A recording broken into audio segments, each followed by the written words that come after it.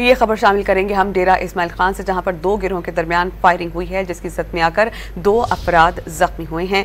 Firing का ये वाक़या डेरा इस्माइल खान के इलाके पन्नियाला में पेश आया है। 6 अफराद जाम बहक हुए हैं और एक शख्स जख्मी हुआ है। दोनों गिरोहों का आमना सामना हुआ और ये वाक़या देरीना दुश्मनी का शाखसाना बताया जा रहा है और पुलिस ने इस वाक़े की तहकीकात शुरू कर दी हैं। ये खबर शामिल करेंगे हम डेरा इस्माइल खान से, जहां पर दो गिरोहों के दरमियान फायरिंग हुई है, जिसकी जद में आकर 2 अफराद जख्मी हुए हैं। फायरिंग का ये वाक़या डेरा इस्माइल खान के इलाके पन्नियाला में पेश आया है। 6 अफराद जाम बहक हुए हैं और एक शख्स जख्मी हुआ है।